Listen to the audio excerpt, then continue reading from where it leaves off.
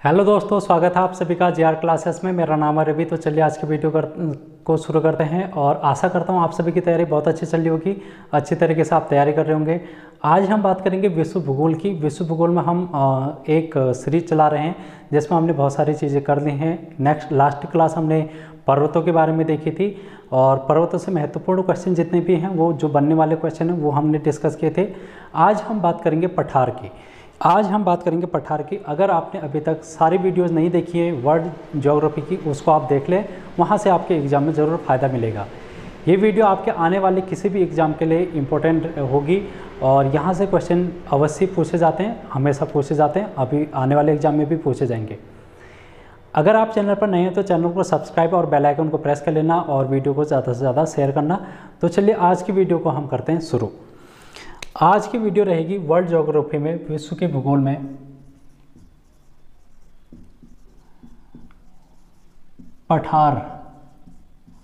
हम बात करेंगे आज पठार की, यानी कि प्लेट्यू की बात करेंगे। ठीक है, प्लेट्यू की बात करेंगे। और ये प्लेट्यू क्या होते हैं सबसे पहले हम उसको देख लेते हैं। लास्ट क्लास में जब हमने पर्वत पढ़े थे तो पर्वत किस प्रकार के होते हैं, जैसे ये हमारी पृथ्वी है, धरती है, इस पर इस प्रकार से कोई चोटी अगर उठ जाती है तो उसको हम बोलते हैं पर्वत। इसको क्या बोलते हैं, पर्वत।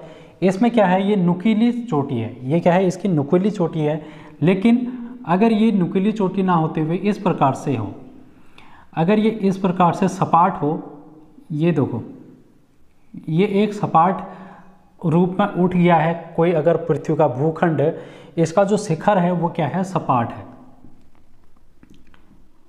इसका जो शिखर है वो सपाट है और इसकी ऊंचाई, जो इसकी ऊंचाई है वो कितनी है, 300 से 500 फीट। अगर 300 से 500 फीट इसकी ऊंचाई है तो ये कहलाएगा पठार। ये क्या कहलाएगा, पठार। तो इतनी बात आपको पहले से ध्यान में रखनी कि पठार क्या होते हैं। और कुछ पठार ऐसे भी हैं जिनकी ऊंचाई 300 से 500 फीट के बीच से भी अधिक ऊंचाई है, उनको भी हम अभी डिस्कस करेंगे। अगर हम बात करें पठारों का वर्गीकरण, ये जो पठार हैं वो पृथ्वी का 1/3 भाग घेरते हैं।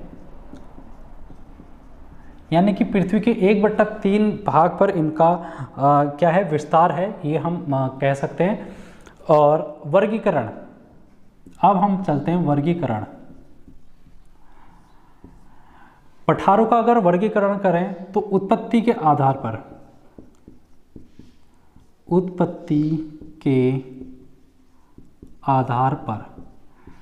5 प्रकार हैं इसके। कितने प्रकार हैं, 5 प्रकार हैं। कौन कौन से प्रकार हैं उनको अब हम डिस्कस करते हैं। पहला है अंतर पर्वतीय पठार, inter mountain plateau. Inter mountain plateau की अगर हम बात करें तो देखो भाई, ये माउंटेन है और इंटर है, इसी से हम इसको कनेक्ट करने की कोशिश करते हैं। जैसे कि पहाड़ पर्वत है, एक पर्वत ये रहा, एक पर्वत ये रहा, और इसी प्रकार से बहुत सारे पर्वत भी हो सकते हैं। लेकिन हम अगर 2 ही पर्वतों की बात करें तो इन 2 पर्वतों के बीच का जो उठा हुआ भाग है इस प्रकार से, ये सामान्य है। यहाँ पर सामान्य पृथ्वी का क्रस्ट है, लेकिन ये 2 पर्वत हैं, इनके बीच का जो भाग होगा उसी को हम कहेंगे अंतर पर्वतीय पठार। पर्वतों के बीच का भाग अंतर पर्वतीय पठार कहलाता है। ये आपको ध्यान में रखना है, पहली चीज़। ठीक है, अब इसके उदाहरण आपसे पूछ लिया जाता है कि कौन कौन से इसके उदाहरण हैं, वो हम देखते हैं। उदाहरण तो एशिया माइनर का पठार, माइनर,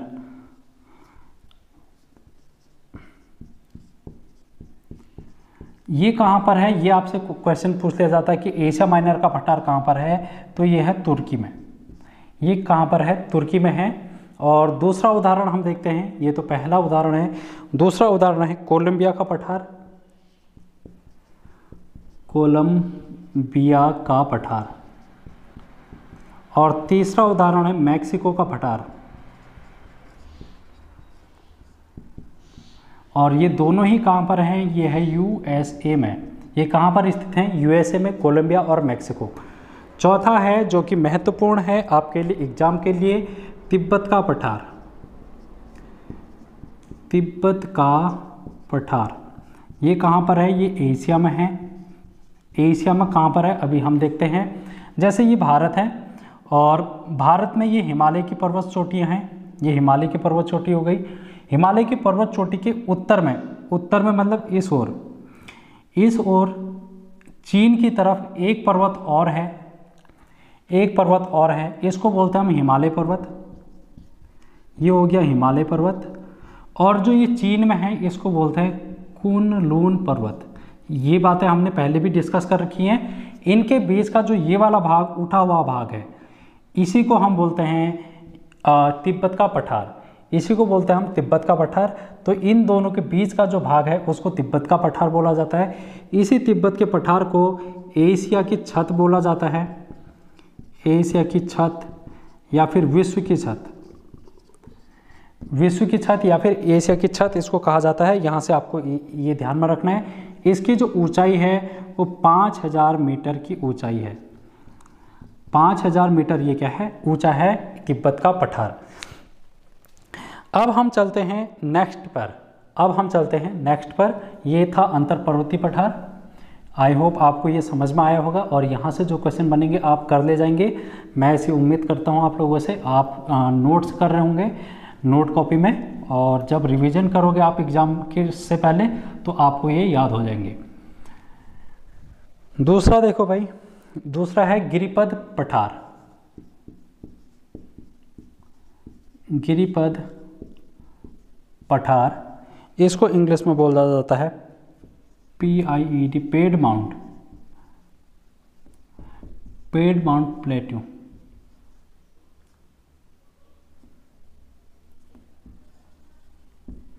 ठीक है भाई। अब देखो ये जो गिरी है, गिरी का मतलब क्या होता है, गिरी का मतलब होता है पर्वत। गिरी का मतलब होता है पर्वत और पद का मतलब होता है उसका आधार।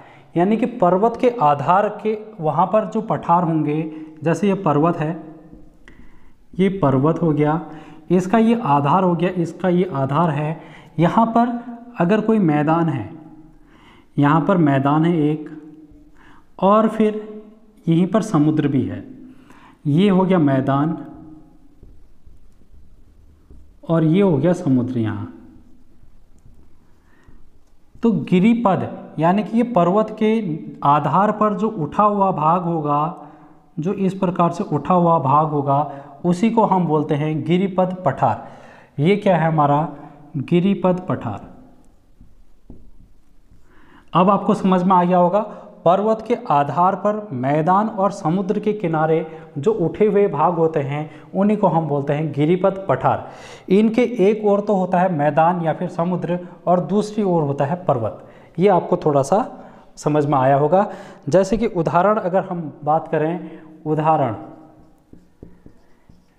पिडमांट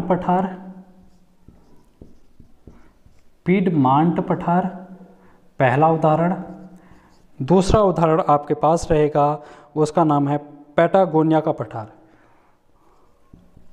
पैटागोनिया का पठार। ये दोनों जो उदाहरण हैं वो गिरिपद पठार के उदाहरण हैं। अब हम चलते हैं, दूसरा पठार हो गया। तीसरा पठार गुंबदाकार पठार। गुंबदाकार पठार को हम बोलते हैं डोम्ड प्लेट्यू। अब ये जो डोम्ड प्लेट्यू है, इनकी क्या खासियत होती है इसको हम देखते हैं। अब इससे पहले आपने अगर पर्वत वाली वीडियो नहीं देखी, आप उसको देख लेना, उसमें मैंने डोम्ड माउंटेन बता रखा है। ये गुंबदाकार पर्वत क्या होता है कि जैसे ये पृथ्वी हमारी, इस पृथ्वी पर के नीचे से अगर कोई लावा उत्पन्न होता है तो ये पृथ्वी के कुछ भाग को ऊपर उठा देती है। जैसे कि ये इतना इसने उसको ऊपर उठा दिया, तो ये ऊपर उठा हुआ भाग क्या कहलाता है, पठार कहलाता है, जो कि गुंबदाकार पठार कहलाते हैं। अगर इसका भाग थोड़ा और अधिक उठ जाता, अगर इसका भाग इस प्रकार से उठ जाता तो इसको कहा जाता गुंबदाकार पर्वत। लेकिन इसका अब जो ऊंचाई है वो एक सपाट है, इसलिए इसको बोला जाता है गुंबदाकार पठार। इसको क्या बोला जाता है? गुंबदाकार पठार, यानी कि डोम्ड प्लेट्यू। इसके उदाहरण आप देख लो, भारत में छोटा नागपुर पठार है, छोटा नागपुर का पठार, और दूसरा है आपका रामगढ़ का पठार। ये रामगढ़ का पठार आपको राजस्थान में देखने को मिलेगा, और छोटा नागपुर का पठार आपको झारखंड में देखने को मिलेगा। ठीक है भाई, इतनी चीज़ें आप यहाँ पर से गुंबदाकार पठार में देखेंगे। अब हम चलते हैं चौथे पठार पर और फिर देखते हैं उसकी क्या विशेषता है। इसको मैं साफ कर दे रहा हूँ, आप इसको नोट डाउन कर लें।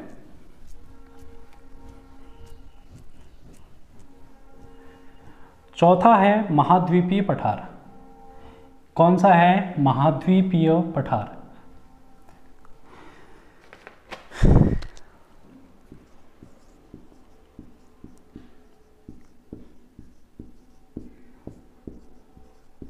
महाद्वीपीय पठार, इसको कॉन्टिनेंटल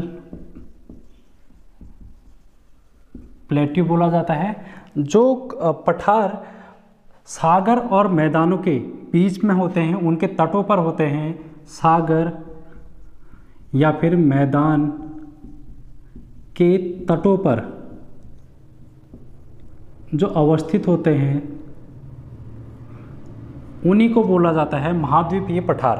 जैसे ये सागर है और यहाँ पर भी सागर है, इनके बीच में इस प्रकार से जो उठा वाला भाग होगा उसको बोला जाएगा महाद्वीपीय पठार या फिर कॉन्टिनेंटल प्लेट्यू। इसके उदाहरण देख लो। ये जो महाद्वीपीय पठार होते हैं, एक चीज़ आपको यहाँ से एक ध्यान में रखनी कि इनको सील्ड कहा जाता है।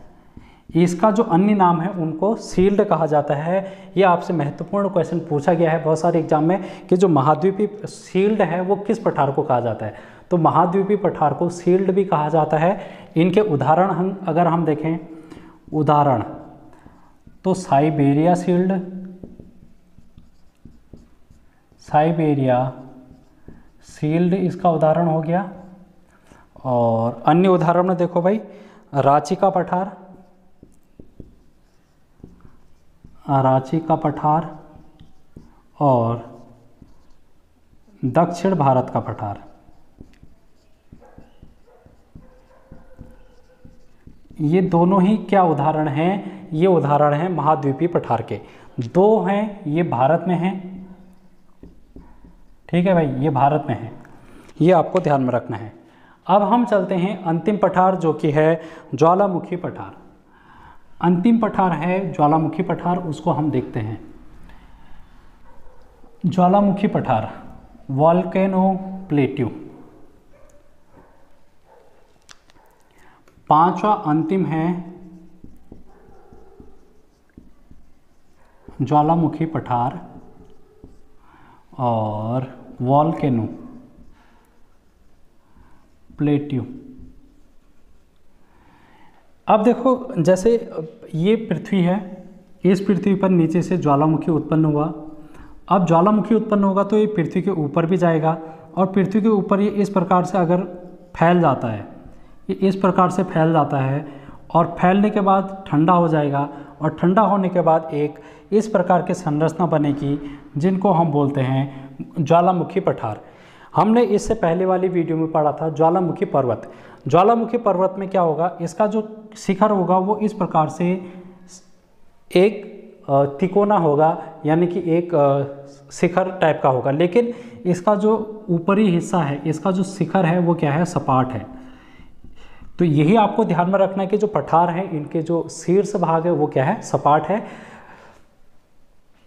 अब ज्वालामुखी पठार की अगर हम बात करें, जैसे कि उसके उदाहरण दक्कन का पठार, ये भारत है, ये भारत का नीचे वाला हिस्सा आप अगर देख रहे हैं तो यहाँ पर क्या है, एक पठार स्थित है जिसको हम बोलते हैं दक्कन का पठार। जिसको हम बोलते हैं दक्कन का पठार, जो कि भारत में अवस्थित है। ये कहाँ पर है? भारत में अवस्थित है, जो कि ज्वालामुखी पठार का एक उदाहरण है। तो गाइज आज की वीडियो में हमने प्लेट्यू देखे, पठार देखा और इसका वर्गीकरण देखा, कितने प्रकार के होते हैं, यहाँ से किस प्रकार के क्वेश्चन पूछे जाते हैं वो भी हमने देखे और उनके टाइप्स देखे। तो थैंक यू सो मच। आज की वीडियो में इतना ही। वीडियो कैसे लगी ज़रूर कमेंट करके बताना। अगली वीडियो में फिर से लेके आऊँगा मैं कुछ और इम्पोर्टेंट टॉपिक आपके सिलेबस के अकॉर्डिंग। तो थैंक यू।